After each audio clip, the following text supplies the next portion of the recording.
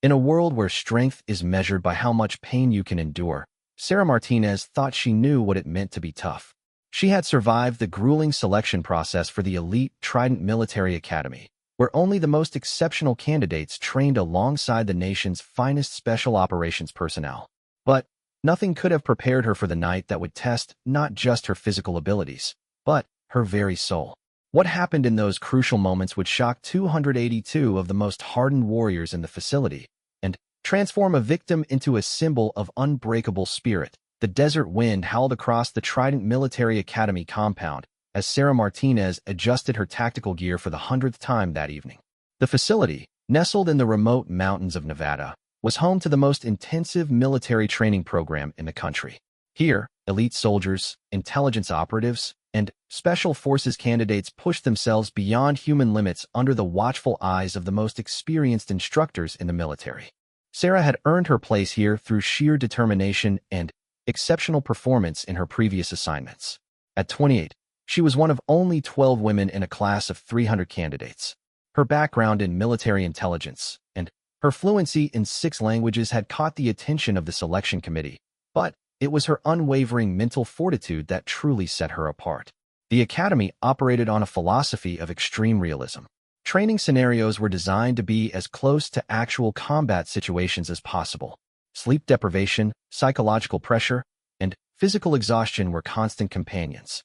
The instructors, many of whom were veterans of the most elite military units, showed no mercy to anyone who couldn't keep up. On this particular evening, Sarah was participating in a night navigation exercise. The challenge was to traverse 15 miles of rough terrain using only basic equipment and reach a series of checkpoints before dawn. It was a solo exercise designed to test individual resilience and problem-solving skills under pressure. As she made her way through the rocky landscape, Sarah reflected on her journey to this point. Growing up in a military family, she had always known she would serve her country. Her father, a decorated Army colonel, had taught her the importance of honor, duty, and never backing down from a challenge. Her mother, a former nurse, had instilled in her the values of compassion and helping others, even in the darkest circumstances. The combination of these influences had shaped Sarah into a person who fought for what was right, regardless of the personal cost. During her previous deployments, she had earned a reputation for going above and beyond to protect her fellow soldiers and complete her missions. Her superiors recognized her potential for special operations work, which eventually led to her selection for the Trident Academy. The night air was crisp and clear, with stars providing just enough light to navigate by. Sarah had already reached 2 of the 5 required checkpoints and was making good time. Her training had taught her to move efficiently through difficult terrain while remaining alert to potential threats. Every sound, every shadow, every shift in the wind was analyzed and categorized as she progressed. As she approached the 3rd checkpoint, located near an abandoned mining facility, Sarah noticed something that made her pause. There were voices coming from what should have been an empty area. The exercise was designed to be completed individually, and there should not have been anyone else in this sector. Moving closer with extreme caution, Sarah observed a group of 4 men in military fatigues gathered near the checkpoint marker. At first, she assumed they might be instructors conducting some kind of evaluation, but something about their behavior seemed off. They were speaking in hushed, urgent tones, and their body language suggested they were engaged in something secretive rather than official. Sarah positioned herself behind a large boulder where she could observe without being detected. As she listened, fragments of their conversation became clear. They were discussing plans to intercept candidates during the exercise, with particular focus on the female participants. The words she heard made her blood run cold. This was not part of any official training scenario. One of the men, who appeared to be the leader, was giving specific instructions about targeting isolated candidates and creating situations that would compromise their safety and dignity. The others nodded in agreement, and Sarah realized she was witnessing the planning of serious crimes against her fellow trainees. Her training kicked in immediately. Sarah's first instinct was to gather intelligence and report what she had discovered to the proper authorities. She carefully noted the physical descriptions of the 4 men, their approximate ages, and any distinguishing features she could observe in the limited light. However, as she prepared to withdraw and alert the instructors, one of the men spotted her position. A beam of light suddenly illuminated her hiding place, and she heard the unmistakable sound of weapons being readied. Well, look what we have here. The leader's voice carried a menacing tone. Seems like our first volunteer just walked right into our hands. Sarah's mind raced through her options. She was outnumbered 4-1 in unfamiliar terrain with limited equipment. However, her training had prepared her for exactly this type of situation. She had spent countless hours learning hand-to-hand combat, tactical thinking, and psychological warfare. More importantly, she understood that this was no longer just about her own safety. These men represented a threat to every person in the training program, particularly her female colleagues who might find themselves in similar isolated situations during their exercises. The leader approached her position, confident that his group had the advantage. You can make this easy on yourself, girl. Just cooperate, and we'll make sure you still pass your little test here. Sarah remained motionless behind the boulder, using every second to assess her environment and plan her response. She identified potential weapons in the immediate area, escape routes, and tactical advantages she might be able to exploit. I know you're back there, the man continued, his voice growing more impatient. Come out now, and we can all be civilized about this. The other 3 men had spread out to surround her position, but they were making a critical error. They were treating this situation as if they were dealing with an ordinary victim, not someone who had been trained by some of the most elite military instructors in the world. Sarah's breathing remained steady and controlled. She had been in life-threatening situations before, and she knew that panic was the enemy of survival. Instead, she focused on the tactical principles that had been drilled into her through months of intensive training. As the men closed in on her position, Sarah made a decision that would change everything. She was not going to be a victim. She was going to fight back with everything she had learned, and she was going to make sure these criminals never had the opportunity to hurt anyone else. The confrontation that was about to unfold would test every skill she had acquired during her military career. But, more than that, it would reveal the true depth of her character and her unwavering commitment to protecting others, regardless of the personal cost. The tension in the air was palpable as the 4 men continued to close in on Sarah's position. She could hear their footsteps crunching on the gravel and loose rocks, each sound helping her track their exact locations even in the darkness. Years of training had honed her ability to process multiple streams of sensory information simultaneously, turning the night into a tactical advantage rather than a hindrance. Sarah's mind was working at lightning speed, analyzing every possible scenario and outcome. She knew that direct confrontation would be risky, but allowing these men to capture her would be far worse. More importantly, she recognized that her actions in the next few minutes could determine the safety of every other trainee who might encounter this group. The leader of the group had moved to within 10 feet of her position. Sarah could see his silhouette against the starlit sky, and she noticed that he carried himself with the confidence of someone who had done this before. This realization only strengthened her resolve. These were not opportunistic criminals. They were predators who had likely been operating within the training facility for some time. Last chance, the leader called out, his voice now carrying a clear threat. Make this easy on everyone. Sarah had identified a loose rock about the size of a softball within arm's reach. In one fluid motion, she grabbed the stone and launched it toward the man positioned on her left flank. The rock struck him in the temple with devastating accuracy, and he dropped immediately with a grunt of pain and surprise. Before the others could react to this unexpected turn of events, Sarah was already moving. She rolled out from behind the boulder and sprinted toward the higher ground to her right, using the momentary confusion to gain a tactical advantage. The leader shouted orders to his remaining men, but Sarah was already implementing the next phase of her plan. She had spotted a narrow ravine about 30 yards away that would provide cover and limit the number of attackers who could approach her simultaneously. As she ran, Sarah heard the distinctive sound of pursuit behind her. The 3 remaining men were giving chase, but they were making the mistake of bunching up together instead of spreading out to cut off her escape routes. This tactical error would prove costly for them. Sarah reached the ravine and immediately took up a defensive position behind a large outcropping of rock.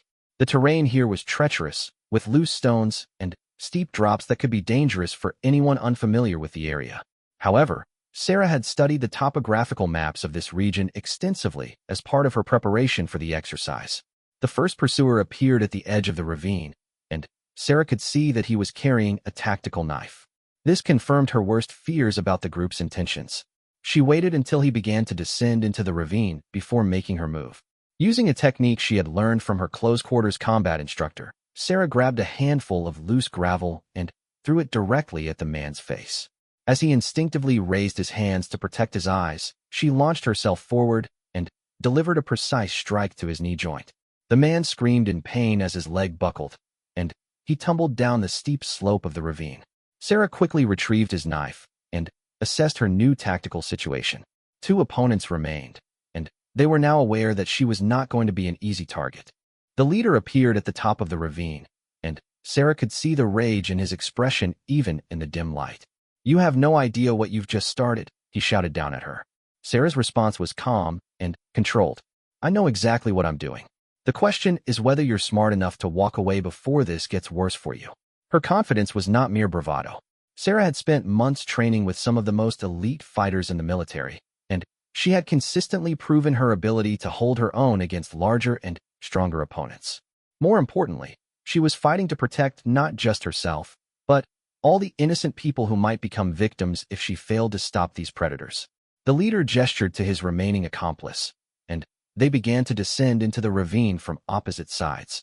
This was a more sophisticated tactical approach, designed to divide Sarah's attention and limit her ability to focus on a single threat. However, Sarah had anticipated this move. The ravine was not just a defensive position, it was also a trap. She had noticed during her reconnaissance that there was a section of unstable rock formation near the center of the depression. If she could maneuver her attackers into the right position, she might be able to use the terrain itself as a weapon. As the 2 men approached, Sarah began to retreat deeper into the ravine, deliberately leading them toward the unstable area. She had to time this perfectly, because once she triggered the rock slide, she would need to be clear of the danger zone herself. The leader was now close enough that Sarah could see the details of his face. He was older than she had initially thought, probably in his late 30s, with the kind of weathered features that suggested extensive military experience. This made the situation even more disturbing, as it meant he was likely using his training and experience to prey on the very people he should have been protecting. "You've got spirit, I'll give you that," the leader said as he advanced. "But you're just delaying the inevitable. There are 2 of us and 1 of you, and we've been doing this a lot longer than you have." Sarah's response was to smile grimly and position herself at the precise spot she had identified during her tactical analysis. "You're right about one thing. This has been going on too long." With those words, she delivered a powerful kick to the key stress point in the rock formation. The sound of cracking stone echoed through the ravine, followed immediately by the rumble of falling rocks. Both of her attackers looked up in alarm as tons of loose stone began to cascade down toward them. Sarah had already begun her escape from the slide zone, using her knowledge of the terrain to reach safety. The 2 men were not so fortunate. While the rock slide was not large enough to cause serious injury, it was more than sufficient to pin them down and leave them unable to continue their pursuit. As the dust settled, Sarah found herself in control of the situation for the first time since the encounter had begun. The 4 men who had planned to attack her and others were now either injured or trapped, and she had evidence of their criminal intentions. However, Sarah knew that her work was not finished. She needed to secure the area, gather evidence, and ensure that these men could not escape to threaten anyone else. Most importantly, she had to get word to the training facility about what had happened, so that proper security measures could be implemented to protect the other trainees. The next phase of her ordeal would require a different kind of courage. She would need to face the possibility that there might be others involved in this conspiracy, and that reporting what had happened might put her in even greater danger. But Sarah had already made her choice. She was going to fight for justice, regardless of the personal cost. Dawn was breaking over the Nevada mountains as Sarah secured the last of her attackers with improvised restraints fashioned from their own equipment. The scene in the ravine looked like the aftermath of a small battle, which in many ways it had been. 3 of the 4 men were conscious, but immobilized, while the 4th remained unconscious from the blow to his head. Sarah had used the hours before sunrise to conduct a thorough search of her captives and the surrounding area. What she discovered painted a disturbing picture of a conspiracy that went far beyond a single night's criminal activity. Hidden in the leader's pack, she found detailed photographs of female trainees, schedules of solo exercises, and, most troubling of all, evidence that similar attacks had occurred before. Among the documents was a journal containing dates, locations, and descriptions of previous incidents. Sarah's blood ran cold as she realized that these men had been systematically targeting isolated trainees for months. The journal contained at least a dozen entries, each describing attacks on young women who had been participating in solo training exercises. Even more disturbing was the revelation that some of these attacks had been reported to facility authorities, but no meaningful action had been taken. Several entries in the journal mentioned conversations with unnamed contacts who had provided advance warning about security patrols and schedule changes. As Sarah studied the evidence, she began to understand that she was dealing with more than just a group of criminals operating independently. This was an organized conspiracy that likely involved people in positions of authority within the Trident Academy itself. The implications were staggering. If her suspicions were correct, there were individuals within the facility's command structure who were either actively participating in these crimes or deliberately covering them up. This meant that following normal reporting procedures could potentially alert the conspirators and allow them to destroy evidence or eliminate witnesses. Sarah faced a critical decision. She could attempt to transport her captives back to the main facility and report what had happened through official channels, risking the possibility that the report would be suppressed or ignored.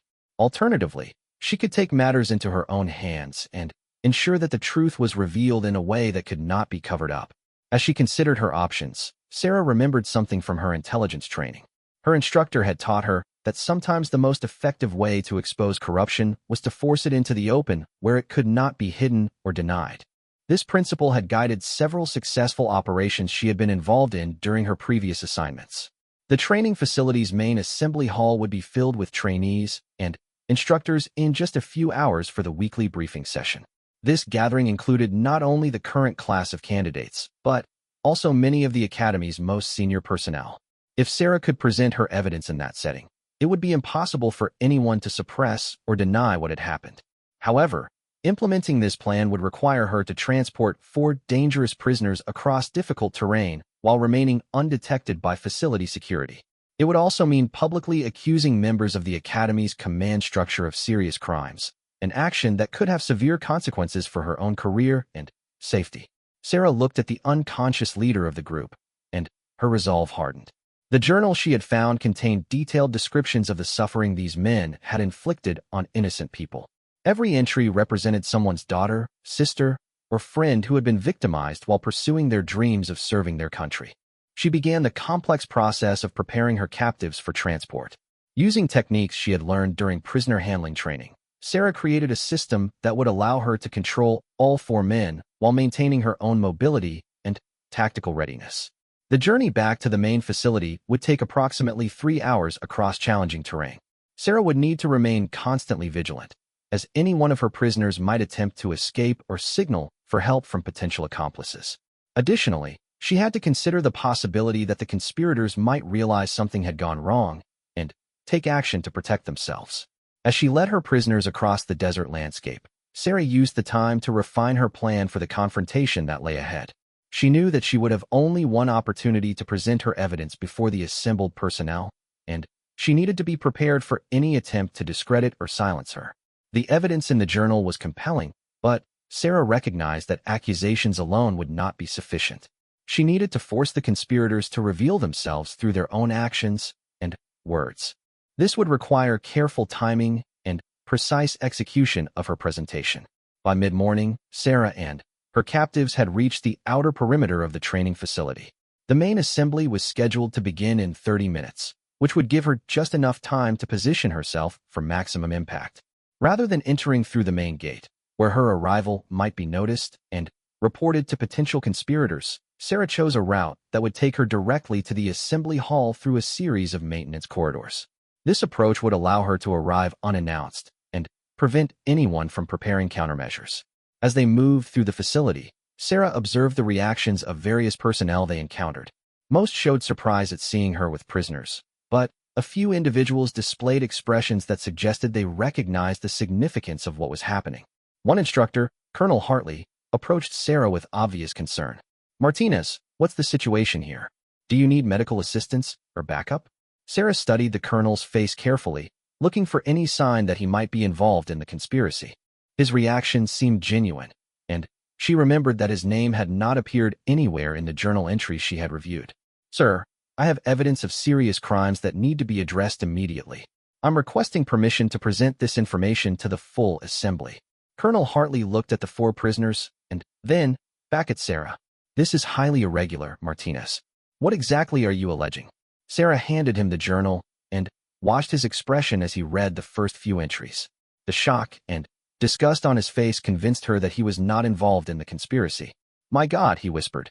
"How long has this been going on?" "According to this evidence, at least 8 months. And, sir, there are indications that some facility personnel may be involved in covering up these crimes." The colonel's expression hardened with determination. "Then, we're going to put an end to it right now. I'll escort you to the assembly hall personally." As they approached the entrance to the main assembly hall, Sarah could hear the voices of nearly 300 trainees and instructors gathered inside. In just a few minutes, she would stand before this group and expose a conspiracy that had operated in secret for months. She knew that some of the people in that room were innocent victims who deserved justice, while others might be part of the conspiracy that had enabled these crimes. Her actions in the next hour would determine whether the truth was revealed or buried forever. Sarah took a deep breath and prepared to enter the hall.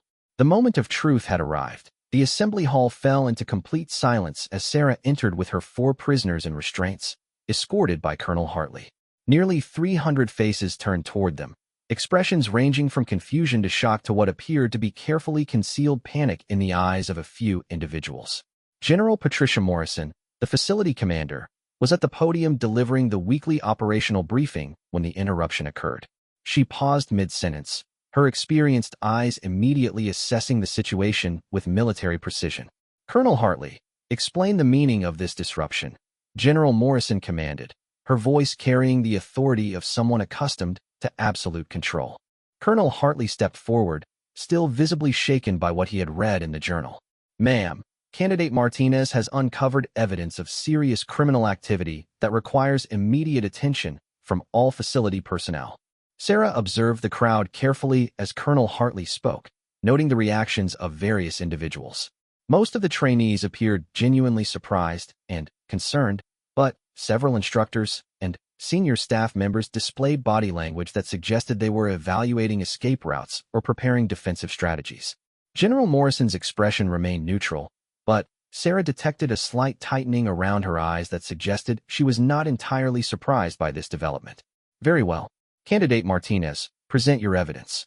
Sarah stepped forward, maintaining her grip on the restraint system that controlled her prisoners. "Ma'am, last night during a solo navigation exercise, I discovered these 4 individuals planning to attack isolated female trainees. When I attempted to report their location to proper authorities, they attempted to assault me." She held up the journal she had recovered. "This contains detailed records of at least 12 previous attacks on trainees over the past 8 months, including specific dates, locations, and descriptions of the victims. More disturbing, it contains evidence that these attacks were reported to facility authorities, but no action was taken." A murmur of shock and anger rippled through the assembled trainees. Sarah could see her fellow female candidates exchanging looks of recognition, as if pieces of a puzzle were finally falling into place for them. General Morrison extended her hand for the journal. "I'll need to examine this evidence immediately. Ma'am, with respect, I believe this evidence should be reviewed publicly to ensure transparency and prevent any possibility of it being suppressed or altered," Sarah replied firmly. The general's eyes flashed with what might have been anger or surprise. "Candidate Martinez, you are making very serious accusations that go beyond the scope of your authority." "Yes, ma'am, I am. And I'm prepared to face the consequences of my actions because the alternative is allowing this to continue." Sarah turned to address the full assembly.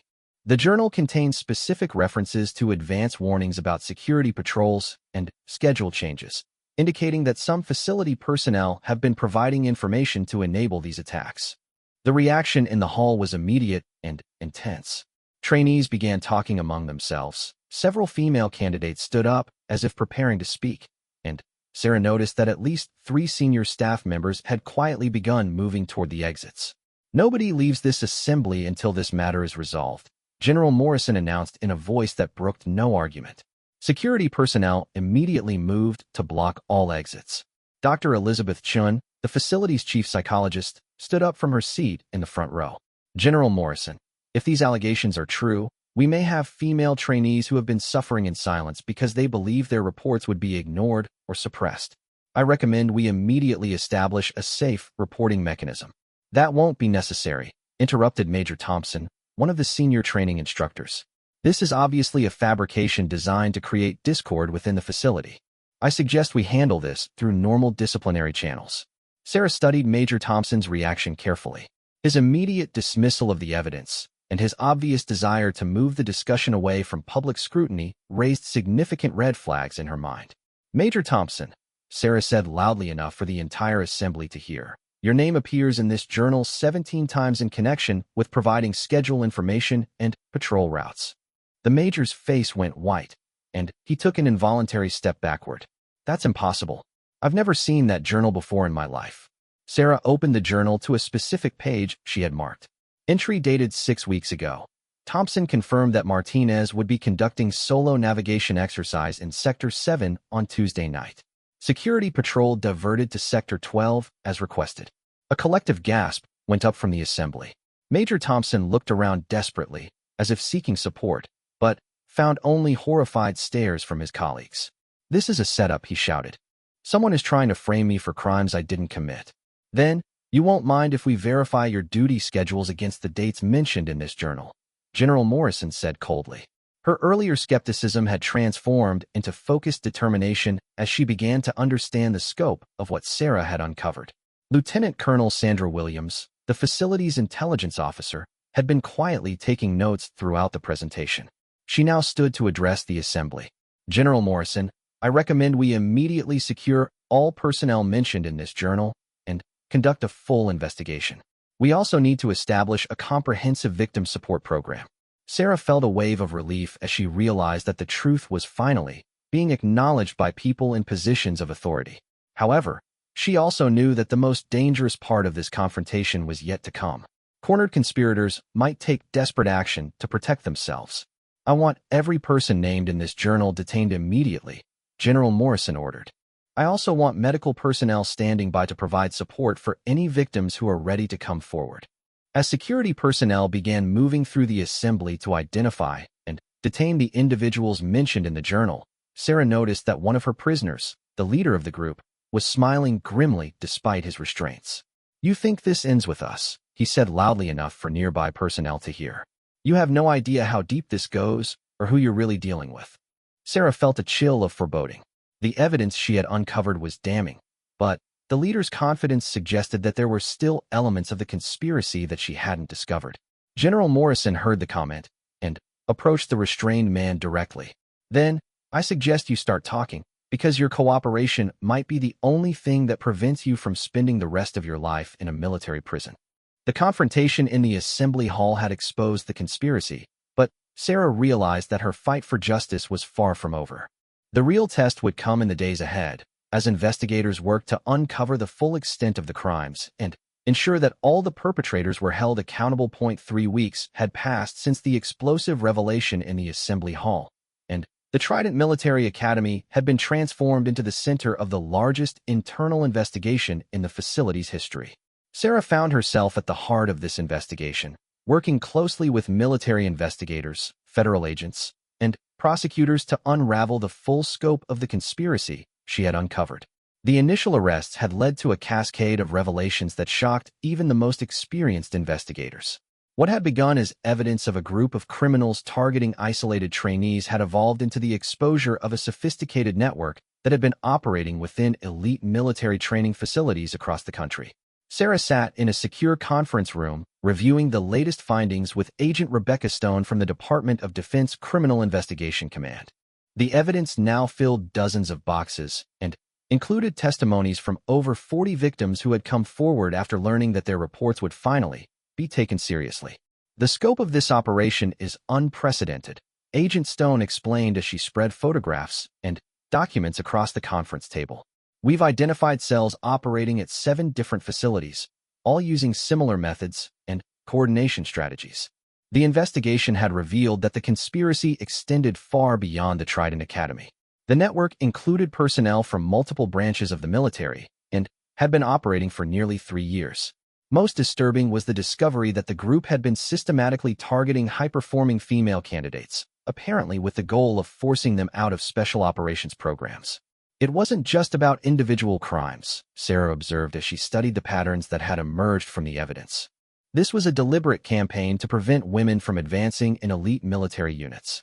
General Morrison had been cleared of any involvement in the conspiracy, but the investigation had revealed serious failures in the facility's reporting and response systems that had allowed the crimes to continue undetected. She had voluntarily stepped down from her command position and was cooperating fully with investigators to reform the academy's procedures. Dr. Chun had established a comprehensive support program for victims, and Sarah had been amazed by the courage of the women who had come forward to share their experiences. Many had endured not just physical attacks, but also systematic harassment and intimidation designed to drive them out of their training programs. One of the most significant breakthroughs in the investigation came when the leader of the group Sarah had captured, a former Special Forces operator named Marcus Webb, agreed to cooperate in exchange for a reduced sentence. His testimony revealed the existence of a broader ideological movement that opposed the integration of women into combat roles. Webb has provided us with communication records, financial transactions, and detailed information about the network structure, Agent Stone continued. We've been able to trace funding sources and identify previously unknown participants across multiple installations. Sarah felt a complex mixture of satisfaction and sadness as she processed this information. While justice was finally being served, the revelation of how widespread and systematic the conspiracy had been was deeply troubling. It meant that dozens of talented women had been victimized and potentially driven away from military careers they had worked years to achieve. The legal proceedings were expected to continue for months, with trials scheduled for over 30 defendants. The charges ranged from assault and conspiracy to violations of civil rights and obstruction of justice. Several high-ranking officers faced court-martial proceedings that could result in imprisonment and dismissal from the military. What about the victims? Sarah asked. What's being done to address the damage to their careers and training? Agent Stone smiled for the first time during their conversation. That's actually some of the better news to come out of this situation. The Department of Defense has established a remedial program that will allow affected trainees to complete their programs with full support and protection. Additionally, several of the women who were forced out of their programs are being offered opportunities to return and continue their training. The changes at the Trident Academy had been dramatic and comprehensive. New reporting systems had been implemented with multiple independent channels for lodging complaints. All personnel had undergone extensive training on harassment prevention and victim support. Most importantly, a system of external oversight had been established to ensure that reports of misconduct would be investigated thoroughly and impartially. Sarah had been offered several prestigious assignments as a result of her actions, but she had chosen to remain at the academy to help implement the reforms and support other victims who were coming forward. Her decision had earned the respect of her fellow trainees and instructors, but it had also made her a target for retaliation from those who opposed the changes. There's something else we need to discuss, Agent Stone said, her expression becoming more serious. We've received intelligence suggesting that some members of the network who haven't been arrested yet may be planning to target you specifically. This news didn't surprise Sarah. She had been receiving threatening messages and had noticed suspicious individuals observing her movements on several occasions. However, she had refused to be intimidated or to alter her daily routine significantly. I'm not going to live in fear because I did the right thing, Sarah replied firmly. These people have already done enough damage to too many lives. Agent Stone nodded approvingly. That's exactly the attitude I expected from you. But we're not going to take any unnecessary risks with your safety. We've arranged for discreet security measures that will allow you to continue your training and advocacy work while ensuring your protection. The conversation was interrupted by a knock on the conference room door. Colonel Hartley entered, accompanied by a young woman in a trainee uniform who Sarah didn't recognize. Sarah, I'd like you to meet Cadet Jennifer Walsh. She's just arrived as part of a new class of trainees, and she specifically requested to speak with you. Cadet Walsh stepped forward with obvious nervousness. Ma'am, I wanted to thank you for what you did. I almost didn't apply for this program because I'd heard stories about what had happened to female trainees. When I learned about how you exposed the truth and fought for change, it gave me the courage to pursue my dreams. Sarah felt tears beginning to form in her eyes as she realized the full impact of what she had accomplished. It wasn't just about justice for the past victims. It was about creating opportunities for future generations of women who wanted to serve their country in elite military roles. "You don't need to thank me," Sarah replied. "Just focus on your training and remember that you belong here. You've earned your place through your own merit and determination." As Cadet Walsh left the room with Colonel Hartley, Agent Stone gathered her materials and prepared to depart. "The investigation is ongoing, but I wanted you to know that your actions have had an impact far beyond what you might have imagined. The reforms being implemented here are being adopted at military facilities worldwide." After Agent Stone left, Sarah found herself alone in the conference room, contemplating the events of the past few weeks. The personal cost of her decision to fight back had been significant. She had faced threats, professional challenges, and the emotional burden of reliving traumatic events through countless interviews and testimonies. However, as she thought about Cadet Walsh and the dozens of other young women who would now have the opportunity to pursue their military careers without fear of systematic harassment and abuse, Sarah knew that every sacrifice had been worthwhile. The sun was setting over the Nevada mountains as Sarah made her way back to the training barracks. Tomorrow would bring new challenges and continued work to ensure that the reforms were implemented effectively. But tonight, she allowed herself a moment of quiet satisfaction in knowing that she had fought for justice and won. The journey from victim to survivor to advocate had transformed not only Sarah's own life, but had created lasting change that would protect countless others. She had proven that even in the face of overwhelming odds and powerful opponents, one person's courage could make a difference. As she walked across the academy grounds, Sarah noticed several groups of female trainees engaged in conversation and training exercises. They moved with confidence and purpose, no longer looking over their shoulders with fear or uncertainty. This visible change in the atmosphere of the facility was perhaps the greatest testament to the importance of the fight she had chosen to undertake. Sarah Martinez had entered the Nevada desert as a trainee facing a navigation exercise. She emerged as a symbol of courage, justice, and the unbreakable spirit of those who refuse to accept wrongdoing, regardless of the personal cost. Her story would be remembered not just for the criminals she had defeated, but for the hope and opportunity she had created for generations of future warriors who would follow in her footsteps.